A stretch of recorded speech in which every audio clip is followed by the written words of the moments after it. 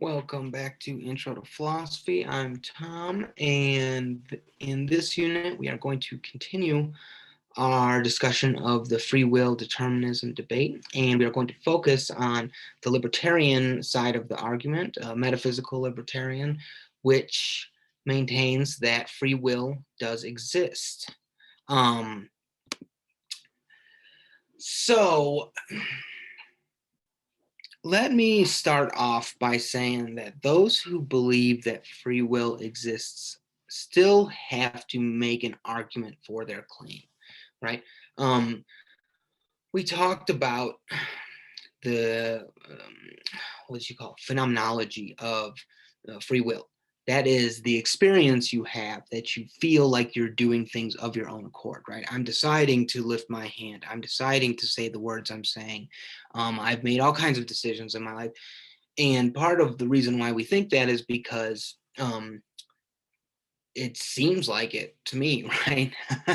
But you can't just rely on that, right? You can't just say, well, we obviously have free will because I do stuff, right? That's not a sufficient backing for that, because you could just say the opposite, right? Well, everything's determined because it just feels like it, right?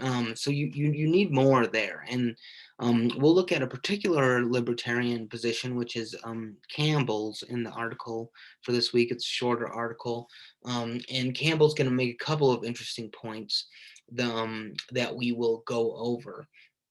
First, let me just say part of this debate, speaking of this kind of phenomenology or this experience of feeling that we have choice and freedom, is, if you recall back when we were talking about Plato and the allegory of the cave, right? Part of the theme of that is that what we think is true really is not upon further investigation. And one could read into the determinist's position a view along those lines, right?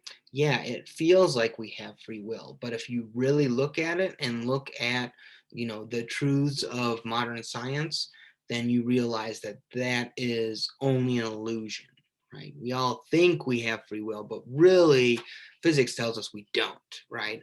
That's the kind of position that the determinist has. So you really have to combat that position, right? You need to say somehow that you need to undercut that idea. And I think Campbell has some viable options along these lines. Um, so, so one thing that he brings up that is interesting is that he says that the determinist is what's called begging the question, meaning they're setting things up so that they're kind of assuming that their position has to be true.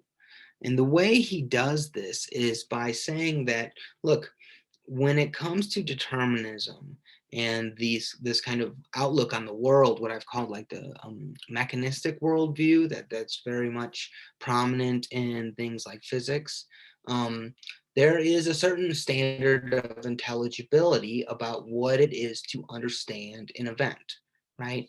To understand a fire, right, you have to understand it in terms of what caused that fire, right? The events before. If you don't understand the events that happened before it, then you don't really understand that event as it happened, right? So it sets up a whole standard of what it means to understand something in general. And so when you do that, and then you have something like the idea of free will, which is an event that's not caused by previous events, then the determinist says, oh, well, that's unintelligible, right? That's just a mysterious thing that just happens out of nowhere. And Campbell's not necessarily arguing against that, but he's saying, well, you've already assumed that you have a certain standard of what it is to understand something. So you've already kind of ruled out the idea that something like free will can happen. Hopefully that makes sense. is the idea that nothing can kind of be the cause of itself. Everything's caused by a previous event, and that's kind of like the standard of what it is to understand event in the world. And so something like a free action where you just cause it by yourself is already kind of ruled unintelligible. So he thinks that this is just kind of, it's somewhat of a non-starter, and that the determinist is just kind of assuming that his position is correct at the outset. But the more, I think, the deeper and more interesting part of Campbell's view is this idea about inner experience, and that actually um, our actions do have significance insofar as they have a different kind of meaning and significance than kind of external events that happen with inanimate objects and whatnot. So one way to start to get into this second point that Campbell makes is to consider just how drastic determinism is, right? If determinism is true, and that all of our actions are really caused by previous events, um, then it means that lots of our fundamental concepts about ourselves and the way we engage in the world are completely off base, right? So there's no sense of that I'm responsible for my actions, because I don't actually I don't cause my actions, right? They're all caused by previous events, right? So if that's true, then it seems like it doesn't make sense for me to feel guilty about anything. It doesn't sound like it makes sense for me to be mad at anyone for their choices they make. It sounds kind of crazy to punish people to prevent them from doing things in the future. It sounds weird to kind of try to change someone's behavior. It sounds, all these kinds of things, all kinds of moral concepts really kind of get thrown out the window, because there is no sense of responsibility on the determinist view. And so Campbell wants to um, focus on this, but not just kind of assume it's true. He provides something of an alternative explanation where, my actions have significance for me in the sense that they're done for reasons. I have intentions behind them, right? He says that um, they have significance from a standpoint of inner experience. And this means that, you know, my actions have meaning in light of the reasons I do them for, the intentions I have, the kinds of obligations I have to other people or to principles or whatnot, that give them significance. They have meaning, but that doesn't mean that they're determined by those things, right? So he gives an interesting example to kind of uh, put focus on this, which is, consider someone, what do I call him? Ted.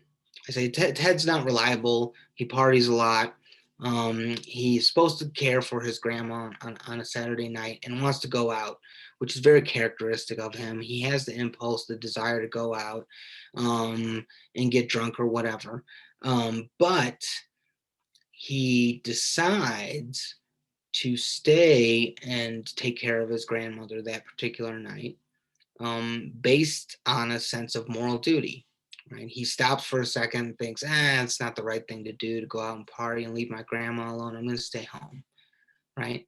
Now, that action was not determined by his sense of obligation, one could argue. Instead, it seems like his action has significance in light of that, but really it was something that was done of his own will and own accord, right? And so the idea here is that despite all kinds of conditions and causes that would determine that Ted goes out and parties, he actually pulls on this other resource, which is this idea of a moral obligation. And that's how we would understand why Ted did what he did, right? And this kind of forces us to posit something like Ted having a free will. And so this is Campbell's example. Now, one last thing I want to say about this is that it's very important to understand that on the libertarian view, the view that free will exists, you only have to say that people act freely sometimes, right? The libertarian is not gonna argue that there's no such thing as like muscle memory, that we don't just act impulsively, that we're not kind of like forced to do things or just driven by our instincts or all these other kinds of things. They're going to allow for that. But what they want to say is that sometimes those aren't sufficient to explain our actions. Sometimes you really have to understand someone's actions in terms of like this inner experience, in terms of someone acting based on intentions, for reasons, out of moral obligations, these kinds of things. And that's all libertarian needs. Libertarian needs only just a couple of instances where a person acts of their own accord and it cannot be explained in terms of, in like deterministic terms. Right. So that's it for today. I hope you all enjoy. And your first paper will be on this debate. So we'll talk more about that later. Okay.